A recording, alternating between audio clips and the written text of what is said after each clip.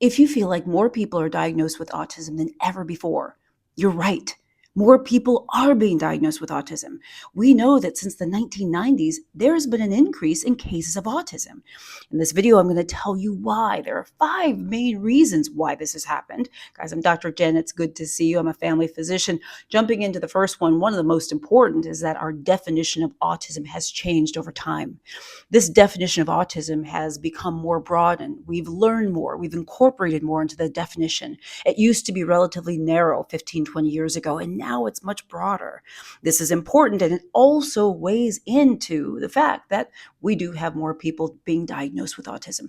So a change in the actual definition of autism, the expansion of it, plays a role. Number two, in no particular order, there's a lot of people who know about autism these days, right? There's a lot of public awareness, and this is good. We have fundraisers for autism. We have celebrities and athletes talking about autism. Families know about autism, kids, teachers, doctors, etc. All of this public awareness is helping sort of spread the word, and in turn sort of educating and empowering people to talk with their doctor or seek out help if they have questions or concerns. So this public awareness has definitely played a role. Third is the screening that we have, right? So the American Academy of Pediatrics recommends that all pediatricians screen patients at 18 months and 24 months for autism. Okay, that's in addition to the screening they do during the well checks of a child. And basically every time they see a child, pediatricians are always paying attention, right?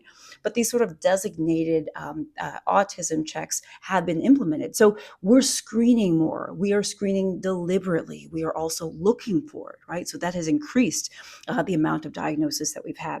The other thing is school resources. Now, schools are amazing for so many reasons. They have so many resources. You got social workers, you got therapists, you got counselors, it's awesome what schools do. And not only do schools provide intervention for children, but they also help with providing assessment and sometimes diagnosis in a way. So thank you, schools. Thank you, teachers. Thank you for everyone who works in the school environment. We cannot thank you enough.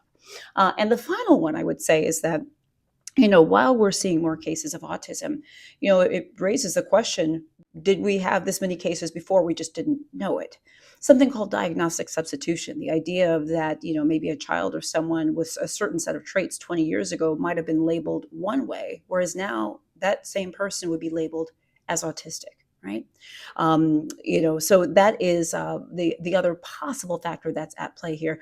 But it is true, autism rates are increasing, but for very real and important reasons. I have other videos on autism. Make sure you check those out. Guys, I'm Dr. Jen Caudle, practicing family physician, on-air health expert, and video creator. I do daily videos. Please subscribe to my channel. Click the little bell for updates. Follow me on Facebook. I'm on Instagram, TikTok, LinkedIn, WhatsApp, you name it, Threads. And also sign up for my free weekly health newsletter at drjencaudle.com.